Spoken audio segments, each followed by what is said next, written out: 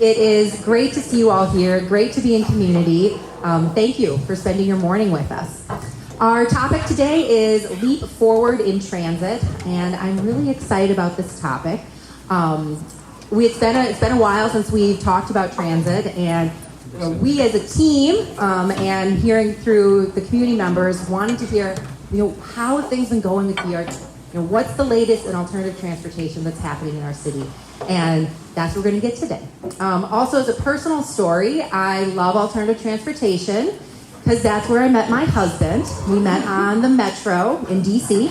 Just a random conversation that, then led to, marrying this guy. Turns out his parents met on the T in Boston. So I think he had his eye open, he kind of like looking.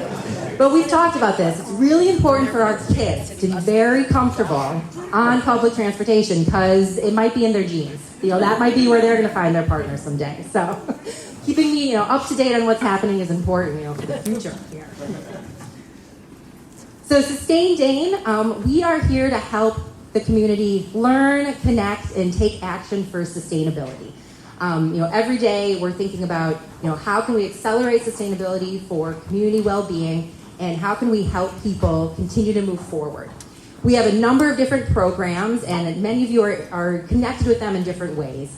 We have programs around education, like what we're doing today, and around project implementation.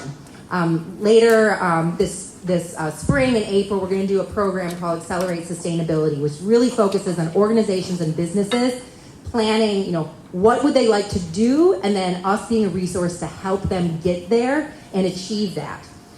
We also do work in energy efficiency and affordable housing through our Efficiency Navigator program that's working with small 4-unit, 8-unit multifamily buildings and helping them understand what they can do in their buildings to reduce the energy burden, and then help them actually implement that and have funding to do it at no cost to the owner.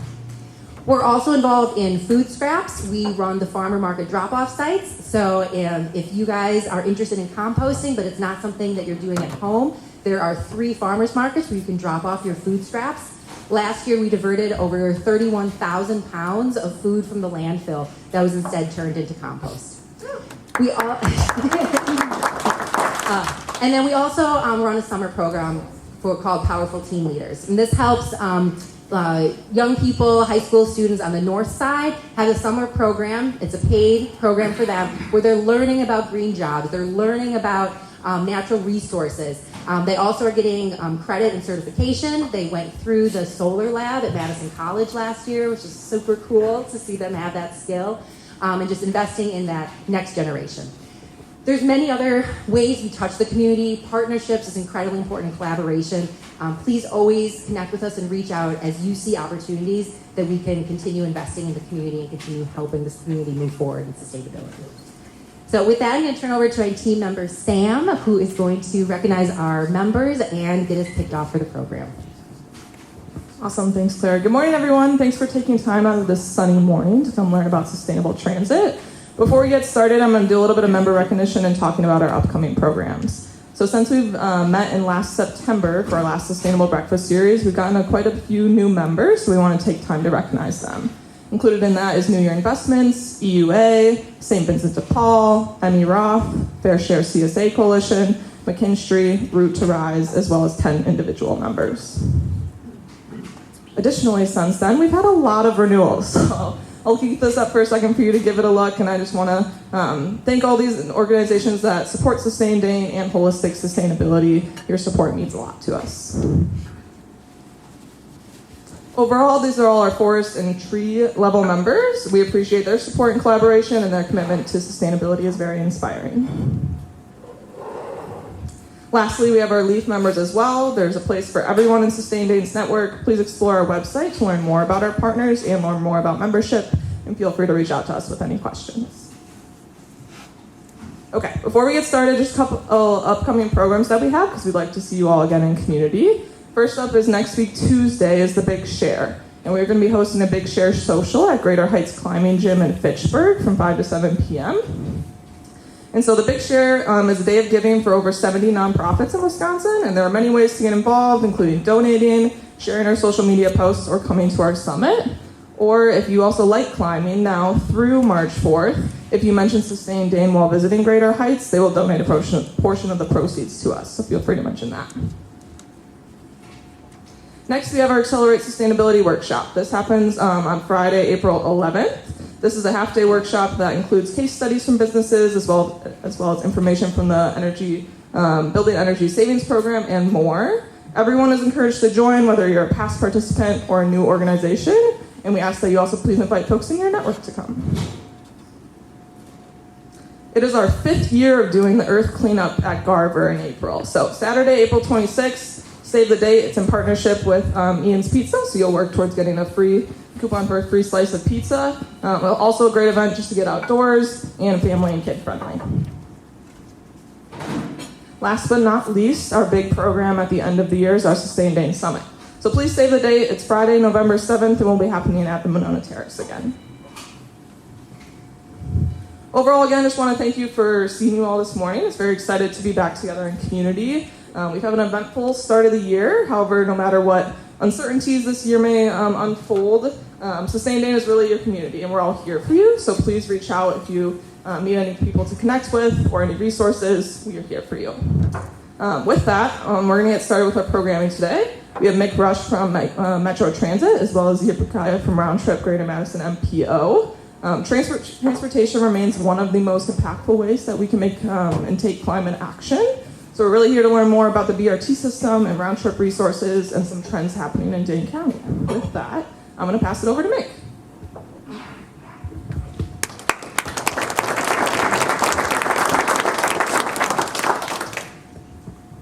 Hi, everybody.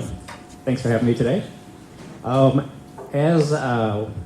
We've launched BRT, and as I've been talking about before the event today, we've gone through a lot of change at Metro, and basically more change in the last year than we've done in the last 10, 15, 20 years or so. Basically, why we did this change is we're expecting a lot of jobs and a lot of new residents in Dane County in the next so many years. And here's some of it is that we designed a lot of initiatives that we just implemented all at the same time because we thought we wanted a challenge. So we did a lot of things all at once. And some of the reasons, I forgot a slide, but some of the reasons besides all the influx of people is that we had a lot of complaints that we were dealing with. We had overcrowding on buses. Our buses were behind schedule because of the overcrowding. We didn't really have the ability to expand at all. And we weren't making transfers. I heard somebody reference that just because we were behind all the time, and our system was based on a transfer point system, and I've heard people say that the transfers were just on paper because we were just never hitting our transfers. So we had to make some changes. And those changes, all of the projects we did some facility upgrades. We actually bought a new facility over on the north side. We implemented bus rapid transit. And we implemented electric buses, which is a third of our fleet now. And we also redesigned our service. We went from about 65 routes to about 23, 24, and our routes before would go out into the neighborhoods and they wouldn't be very frequent. Now we're concentrated on high density areas and buses run much more frequently. We also implemented a new fare system so that you could board buses more quickly. And we created a park and ride over on the west side of town. So as I mentioned, we converted overnight a third of our fleet to all electric. So we have 62 of these 60-foot all electric vehicles, and they are 50% bigger than our standard buses. And you can almost get, depending on, we talked that school kids, we could probably get 120 kids on those buses, but standing adults, we can probably get 100 people or so on a real busy day. And then our park and ride on the west side is on Junction Road. We have about 88 spaces out there. It's near a bike path. There's bike parking out there. We have a ticket machine. And it's also set up for EV vehicle charging, but we don't have plans at the moment to put that infrastructure in. The fare system we implemented is what we're calling a fast fare system, and it's a lot different than what we used to do. Basically, you'd have to go somewhere, you'd have to take a ride to buy a ride. So you'd have to go buy a 31-day card, or you'd have to go buy tickets, or you could use cash on the bus. What we're doing now is that you can You get a blank card one time, and you can add value to the card online with a credit card. And then in April, it's roughly April, May-ish, we're going to implement boarding with credit cards. So you can just use your credit card and get all the discounts, basically, that you'd get with the fast fare card. And we have this process called fare capping now. And so basically, every time you ride, the bus will keep track of how many times you ride it. It'll tick off your fare. And then when you get to $5 for the day, that's our daily pass rate, it'll just stop charging you for the day. And then we have a weekly rate, and then we have a monthly rate. So then you get that automatically. You don't have to buy a pass ahead of time. And so far, so good with the BRT. We've had a lot of compliments. People like the stations. You can just walk out to the station. You can see when the next bus is coming. When you're in this downtown area, a Route A or a Route B will come every 7.5 minutes or so when everything's running well. So you can just walk out there and grab a bus, and you don't really have to plan your trip too well in between stations here in the downtown area. Some of the things we've been hearing is like this center one, BRT is a whole new level of awesome. Like I said, we've had a lot of people say that. We've had a lot of people just talk about just getting on and not having to plan their trip. They seem to like that a lot. And the new buses are very, very popular, as you might imagine. Yeah, people like fast boarding. That's why we had this new fare system, but we're also those big buses. You're not just boarding in the front of the bus. We are opening, depending on which side of the station it's boarding on, you can get on in the middle doors or the back doors. So people can board in 3 different areas of the bus at the same time, and that'll speed up boarding. We're also expanding service. Starting this Monday, we're going to be going out to Monona. We haven't been out to Monona for years, so our Route 38 is going to run out there hourly. These are the streets that it's going to travel on through the downtown area. And then we're also going to extend our service. We already operate to Verona, but we're going to do all-day service in Verona starting in August. And that's pretty much what I have for today. Just BRT's going very well. Got a lot of new things, and we just appreciate everyone that has been riding with us. So thanks for having me.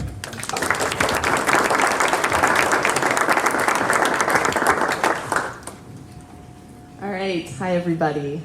So my name is Zia Brucaya, and I'm the RoundTrip program manager with the Greater Madison MPO.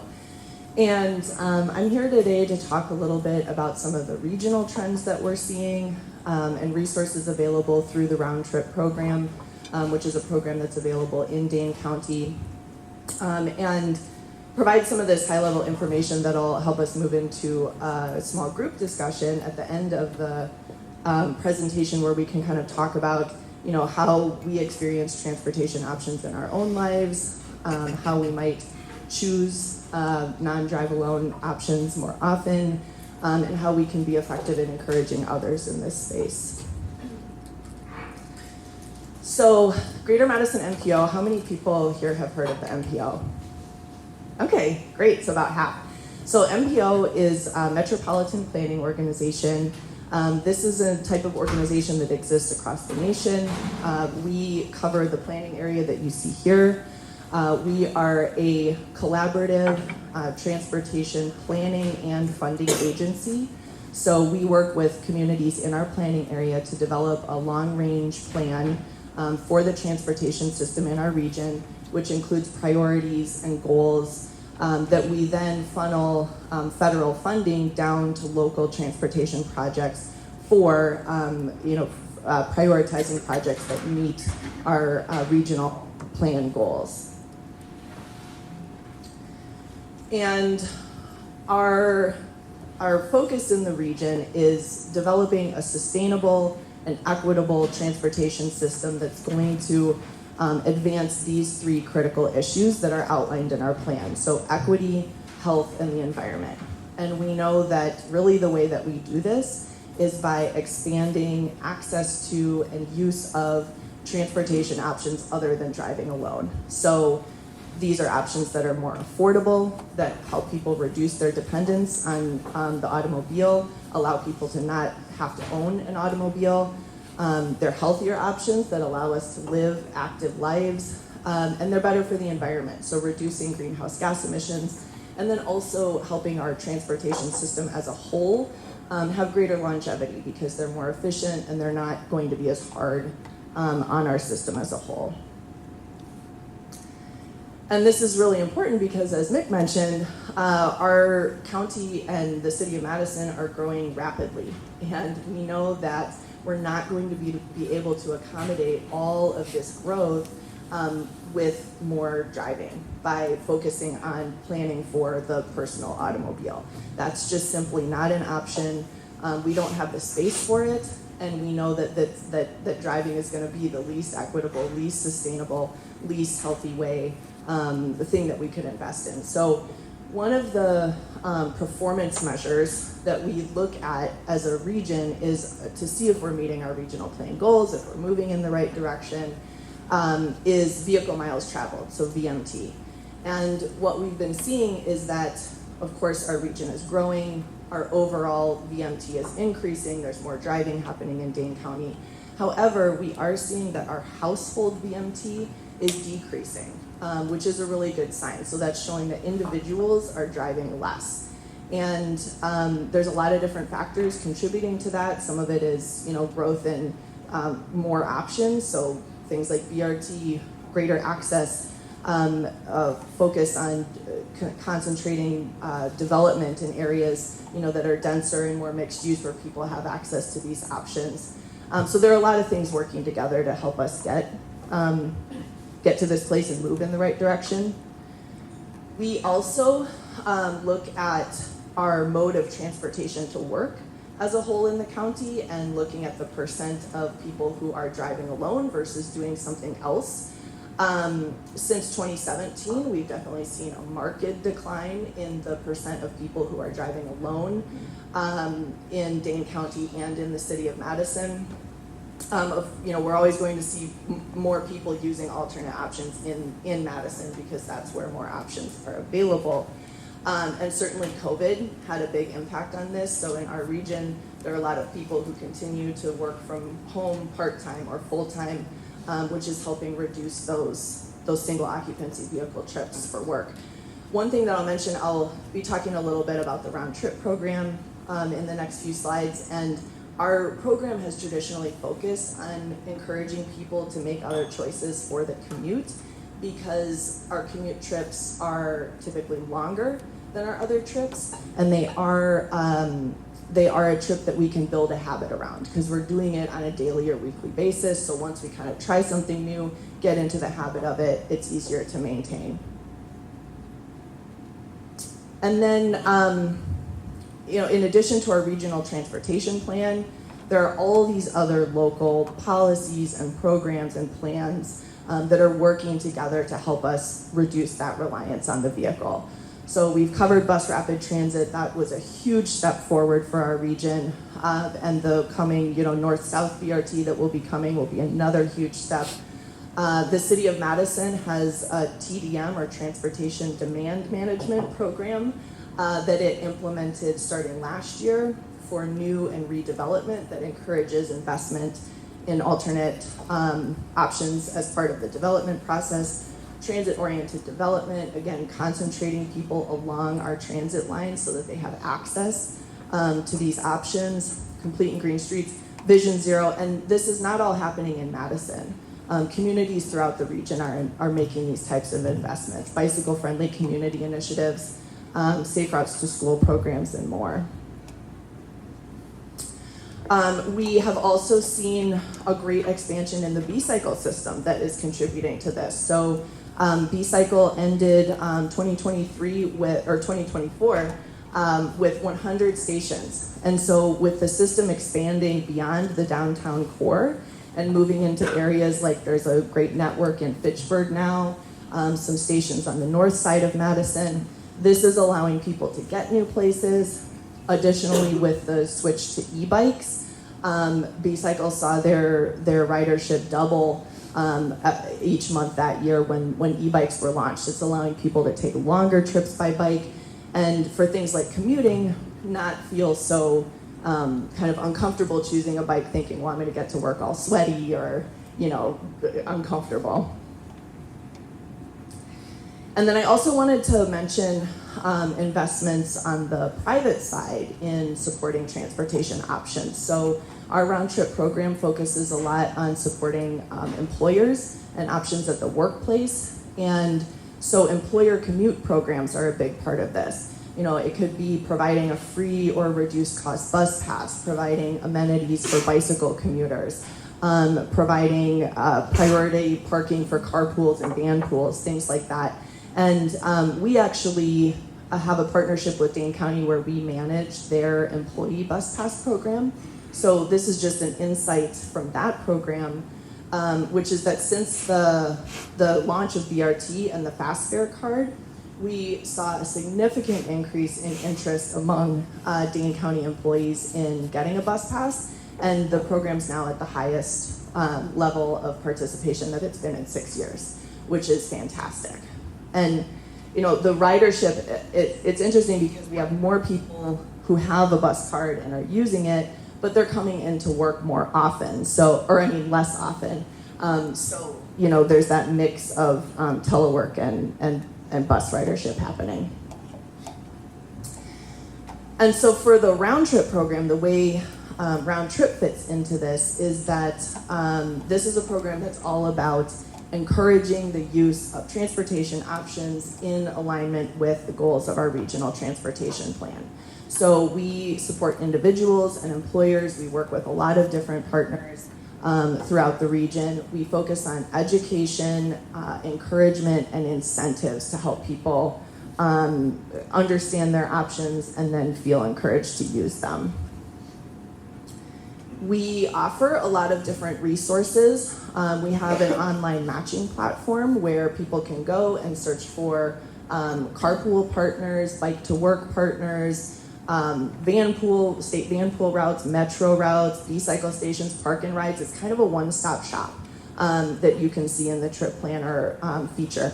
We also operate or administer the emergency ride home program for Dane County. So that's anybody in Dane County who commutes without driving their personal vehicle can participate in this program, and it's a guaranteed way to get home if you bike to work and your bike broke down, or you took the bus and you need to leave quickly, and this will get you home.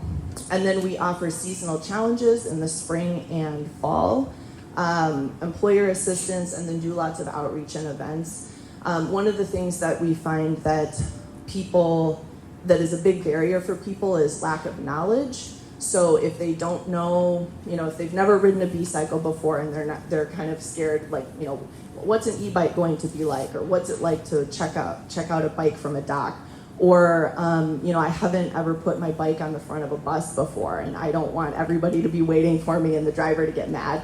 And so giving people opportunities to try these things out so that they can feel comfortable integrating those options into their life more regularly moving forward.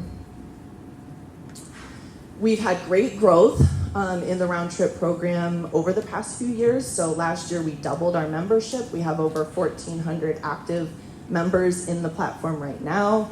500 of them are actively matching for carpooling or bicycling to work together. And the other members might be participating because they want to participate in challenges, or they're there to be part of the emergency ride home program. And then we had over 16,000 sustainable trips logged in 2024, and this was really primarily as part of our 2 challenge periods in April and September. So the impact, kind of seeing the effect of all of us together, making these trips by bike, bus, carpool, walking, it's really impressive when it adds up and you kind of look at it on an annual basis. And then a few ways to engage in 2025. You can, if you think any of these resources would be of value to you, you're interested, sign up with RoundTrip. It's free. You can use the online platform for commute matching to see if you want to find a carpool match or a bike commute match. You can participate in the emergency ride home program if you're already using one of these options to get to work. You'll be made aware of the challenge periods that we have. You'll get our monthly e-news. We have the Spring Roll Challenge coming up in April, so stay tuned for that. That's going to be a month-long challenge that's all about encouraging people to choose walking, biking, bus, and carpool for any trip. So it could be work, it could be going to the grocery store, it could be going out on Friday night. And then that's something you can also participate in as part of a workplace team. And then we have the Bike Buddies program that we're really going to be investing in more this year. And this is connecting experienced bicycle commuters with less experienced but curious commuters who might, want somebody to bike with them for their first time commuting to work, or just get some tips on like what kind of gear should I have or what type of bike should I have. And so this is something, if you're an experienced commuter, I would encourage you to sign up and be part of our Bike Buddies network. And then if you're less experienced, this is something that you can go on and look for in your list of matches, people who are designated as Bike Buddies. And the last slide that I wanted to leave you with before we move into the discussion is this, like, how do we change behavior? Because it's really tricky, right? I think a lot of us probably work in this space of like trying to encourage people to make different decisions. And I'm definitely one of the kind of folks that the RoundTrip program is focusing on, right? Because I own a car, and so I drive for a lot of my trips. I also have a bus pass through work, so I usually take the bus to work. Live in a walkable area, so I have the option to walk and bike places, but why do I choose the car when I do, right? And these are some of the kind of key effective strategies that have come out of the behavior change research to date. When it comes to transportation, it's typically about time and money, and thinking about what's the fuel and what's the friction that people are experiencing, especially as it relates to time and money, and how can we increase the fuel and decrease the friction.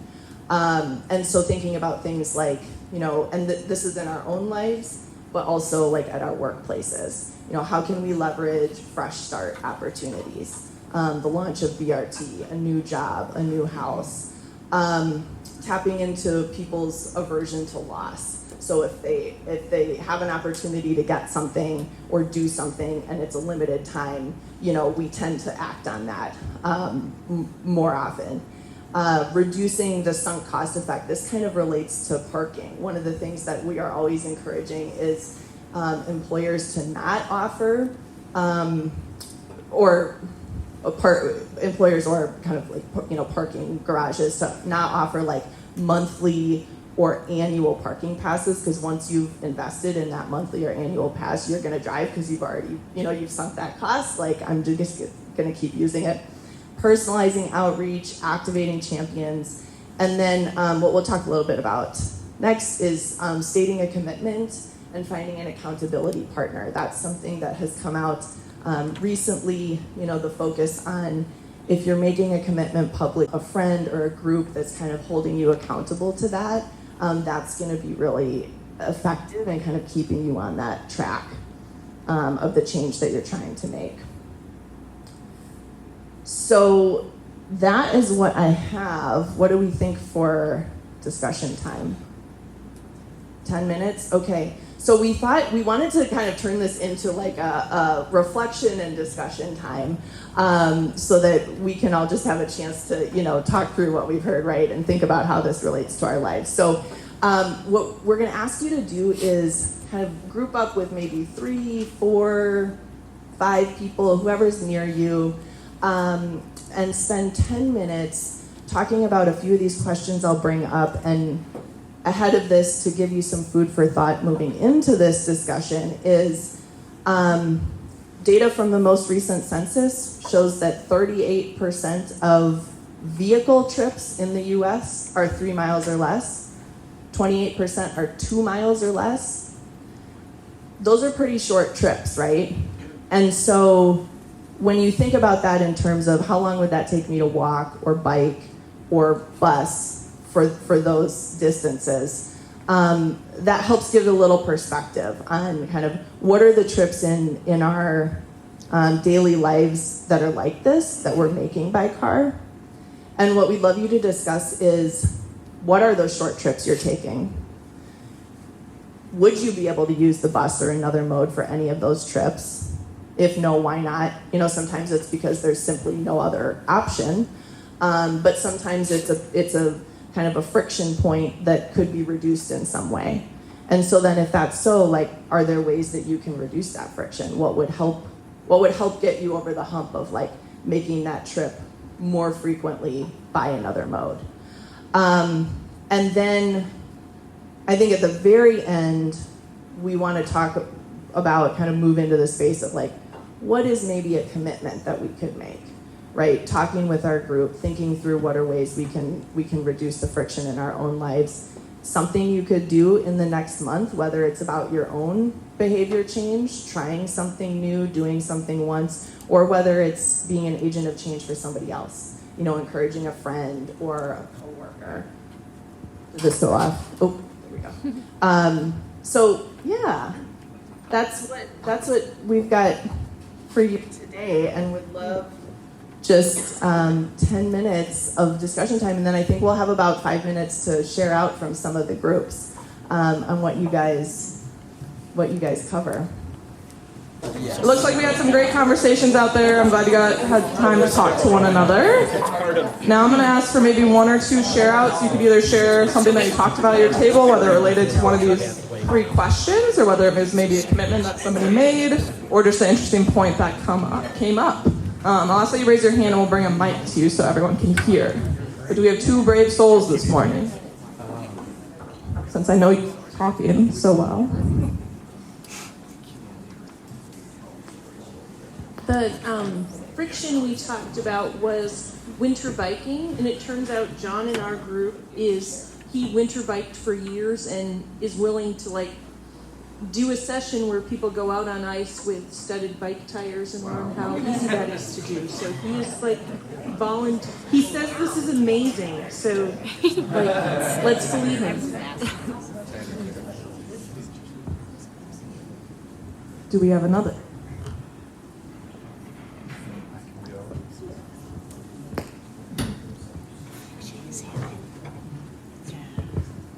A couple of us came back to sort of inertia. I just already drive, and so this is what I'm familiar with. I understand the whole planning process for that. It's not necessarily more work to be ready to bus or more work to be ready to bike, but if it's less common, then that's a barrier. It's just thinking through that planning, finding where the B-cycle station is, finding where you're going to park your bike, how you're going to get on the bus. So I was really excited to hear about the sessions on helping you figure out how to put your bike on a bus, because something like that is a huge barrier. I lived downtown and biked and bused all the time. I never did the 2 together because I didn't want to be that guy that took the bus for 5 minutes. So those kinds of things, figuring out what do I need to have my bike ready to go in the morning, make sure the tires are full. If you just get into that habit, that eliminates 80% of the reason not to bike. And so kind of finding ways to overcome that little barrier and just make it as easy as hopping in your car. I have had the exact same thought. Maybe we need some YouTube how-to videos from Metro's website.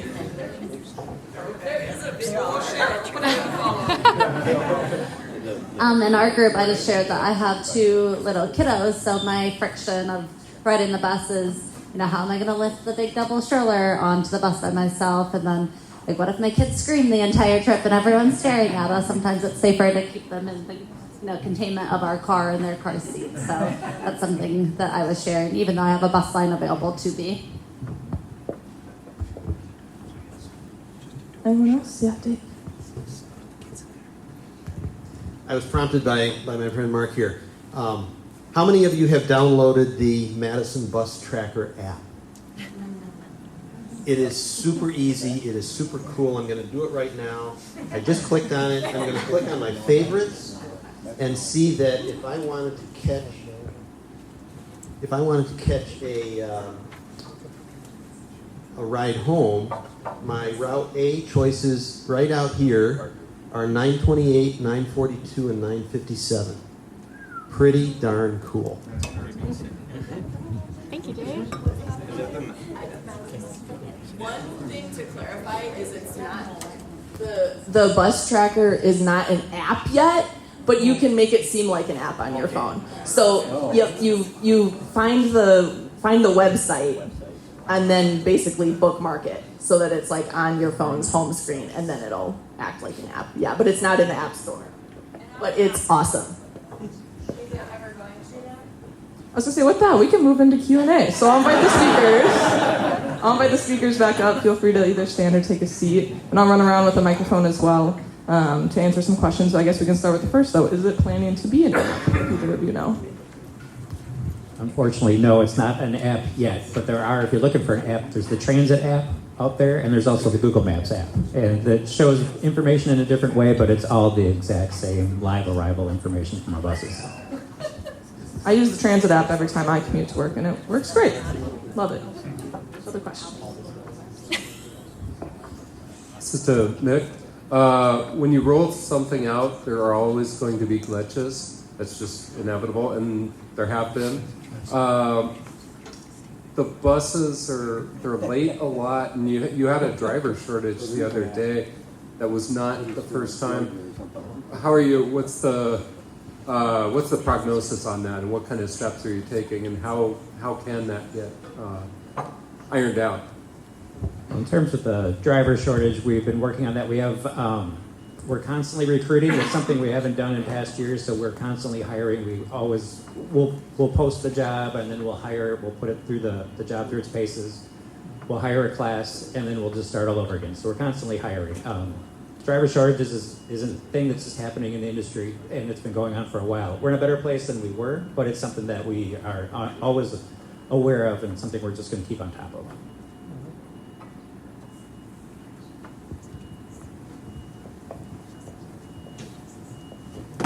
So, what's the easiest way to buy the pass, the Madison Bus Pass? How do I get one? I should have brought some today, now that I think about it. You can get some at our main office at 1245 East Washington, or they're also at libraries, or you can email mymetrobus@cityofmadison.com, and we'll send you one in the mail. That's probably the easiest way to get one. Or ride with your credit card in a couple months.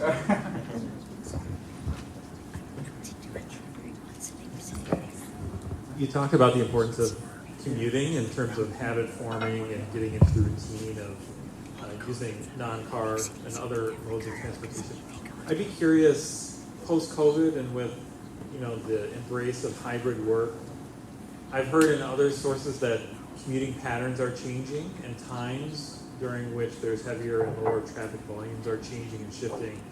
I guess could you maybe speak a little bit to the way that presents opportunities or challenges towards some of the things we talked about this morning? Yeah, great question. So yes, the commute is interesting when we're thinking about our vehicle miles traveled, because when you look at it just in terms of the commute, you can say, well, I'm no longer driving, I'm working from home, therefore I've reduced the amount that I'm driving. That's not always, we've seen that that's not really the whole picture. So post-pandemic, we definitely saw the peak morning and peak PM commutes decreasing, but then we saw an increase of driving happening throughout the day. So kind of this morning sort of like hill in the morning, and then a smaller hill in the afternoon, kind of throughout those times. So I think one of the things that we do want everyone to be thinking about is, it's not your commute in a vacuum. It's the total driving that you're doing throughout the day. And, if maybe you were going to be hitting some errands before or after your commute normally, and now you're doing one errand and then another and then another, are there ways you can batch those, ways that you can reduce your driving for other trips? And that's one of the reasons, like for our challenges, that we focus on encouraging any type of trip by a non-drive alone mode. So encouraging people to think about, if you're going out for dinner on Friday night to meet friends, can you take the bus? Can you take a B-cycle? And I would say it's, in terms of kind of other challenges with that, things like van pooling really have gotten decimated, because it's harder to fill a van and make it pencil out when you've got people only coming in 2 or 3 times a week. On the flip side, I think it is for modes like transit or bicycling, it has been a positive in many cases because people think, well, I can work from home and save time 3 days a week, and then on the other 2 days, I can take a little bit longer to, do a bike commute or do a bus commute. So we're seeing some of that happening too.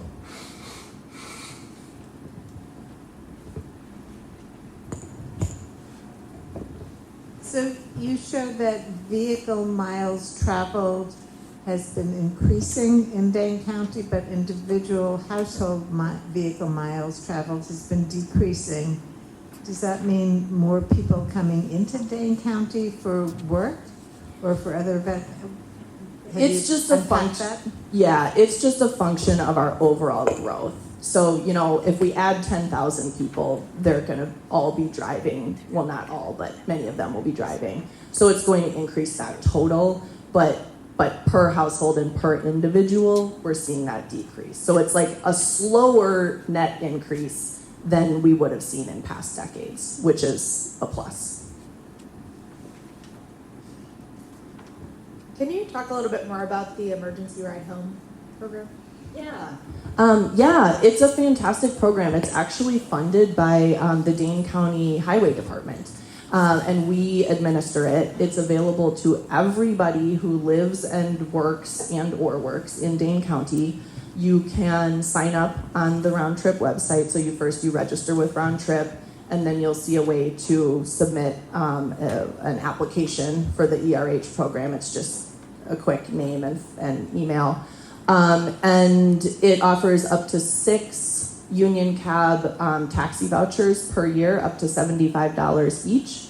And there's a list of covered situations, but it includes if you get sick, if your kid gets sick and you need to go pick them up, if you have unexpected overtime and so you stay until 8 or 9 o'clock and you miss the last bus, if you carpool and your carpool driver leaves early and leaves you without a ride home. So it's there to cover all those types of situations. And it's really a safety net. We find most people don't need to use it, but definitely some people use it once or twice a year, and it's we get great feedback on it.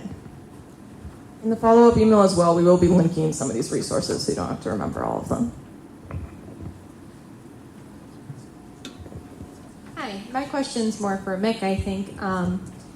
As someone who works and sees these transitions of fleets happening all over the state and the country, really, they only allow us to have these conversations if the programs stick and if they expand, which is going to depend on the perception of the public and the elected officials. So I wanted to know how the transition has been going, maybe behind the curtain a little bit, and what does future expansion look like? Are you looking to expand at this time? Is it just as funding becomes available? Just a little bit more information about that.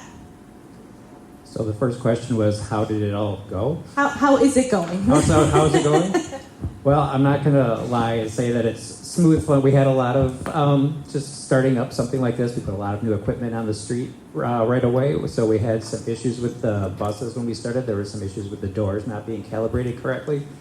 The vendor was awesome, and they sent people down, teams of people, they're still in town to make sure everything's running correctly. So we're working through all that.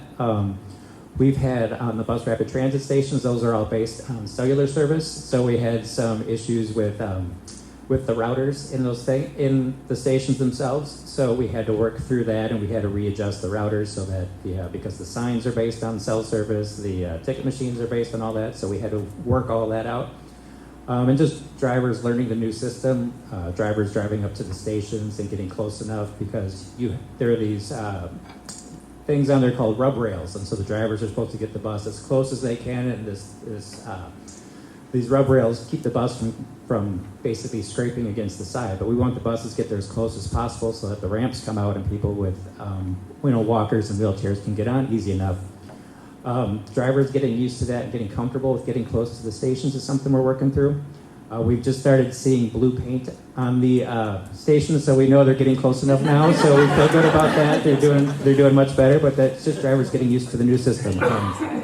We've got queue jumps, where basically the traffic lights are basically timed so that buses can get a head start into traffic, and so just buses and drivers getting used to jumping ahead first, and then traffic in terms of people understanding that buses aren't running a red light or they're not doing something they're not supposed to be doing. So it's a lot of that kind of thing we're just still working through.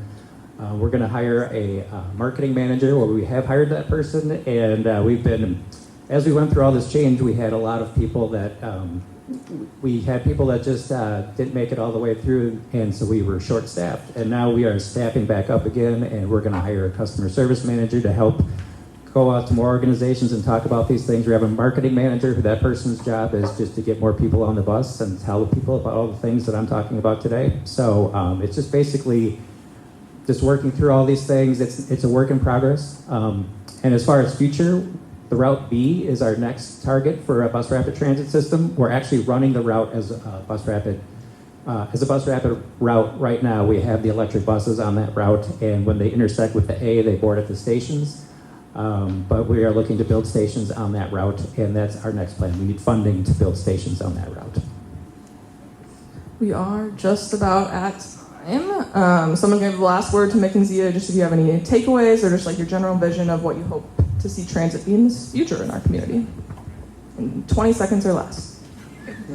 I encourage everyone to try the new bus rapid transit route. It's much easier to ride, it's easier to board, and like I said, when we start boarding with credit cards, you won't even have to worry about a fast fare card. You just get on the bus with your card and go.